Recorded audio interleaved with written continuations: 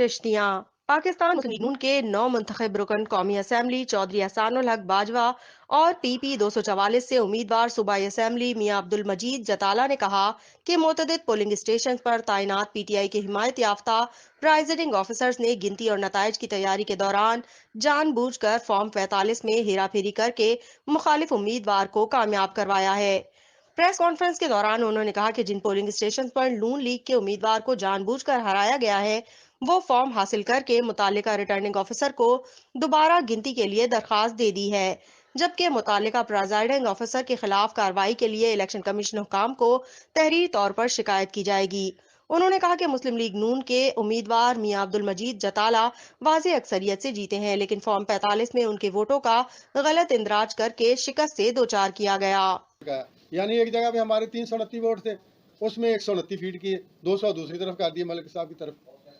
और इसके अलावा जो पोलिंग प्रिजाइडिंग ऑफिसर थे ना, कई मतलब जो पोलिंग स्टेशन थे उन पे कि जब गिनती का वक्त आया ना तो हमारे जो पोलिंग एजेंट थे उनको बाहर निकाल दिया गया या उनको डरा धमका कर चुप कर एक साइड पे बैठा दिया गया। और फिर जो उनको रिजल्ट दिया ना उन पे पोलिंगों का नाम ही नहीं लिखा। उन्होंने जब उन्होंने साइन ना किए तो उन्होंने फिर उन पे पोलिंगों पे नंबर ही नहीं डाले, वैसे उनको रिजल्ट दे दिया। और जो मलिक साहब मेरे अपोनेंट अच्छे हैं, शरीफ आदमी हैं, मैं लेकिन उनकी शराफत अब खुलकर सामने आ गई है। जो उन्होंने जो काम कल किया ना अपनी प्रेस कॉन्फ्रेंस, वो ऐसे ही था जैसे चोर मचाए शोर। और RO के अमले की मिली भगत है, तो इन्होंने जानबूझकर जो 1200 की लीड से जितवाया है। अगर रिकाउंटिंग दोबारा की जाती है तो हम तकरीबन 2500 से के लीड से मियां अब्दुल मजीद जताला साहब जीत जाएंगे। तो इंशाल्लाह आज हम दरख्वास्त भी हमने मूव कर दी है, तो इंशाल्लाह हम ये कोशिश करेंगे कि हमारी रिकाउंटिंग इसी जगह पर हो जाए और जल्दी हो जाए। तो मैं समझा दूसरी बात ये थी कि जहाँ प्रिजाइडिंग ऑफिसर बहुत ज़्यादा जो थे वो PTI के लोग थे।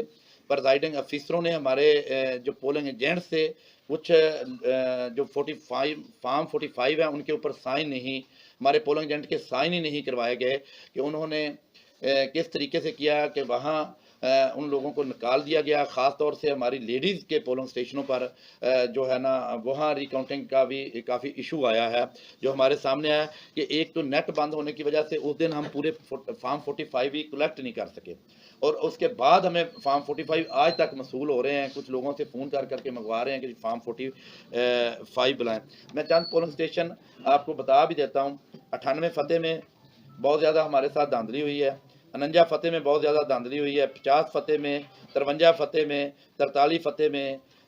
पोलिंग स्टेशन नंबर 6 है नासराबाद, और पोलिंग स्टेशन नंबर 12 है फीमेल नूरपुरा में, और इसके अलावा 4 फोड़वा में, और एक हुसैन कॉलोनी का पोलिंग स्टेशन है, एक गद्दों के चौक का पोलिंग स्टेशन है, जहां हमें ये फीडिंग भी गलत नज़र आ रही है। एक 213 फतेह का पोलिंग स्टेशन है, एक राठियाँ वाला का पोलिंग स्टेशन है, जहां फीडिंग भी गलत हुई है, और वहां हम समझते हैं कि हमारे साथ जो है ज़्यादती की गई है। हमारे पोलिंग एजेंट्स को बाहर निकाल दिया गया है और अपनी मर्जी की रिकाउंटिंग की उन्होंने जो वोटों की काउंटिंग की है वो की है। तो मैं हायर अथॉरिटी से ये गुजारिश करता हूँ कि इस बात का नोटिस लिया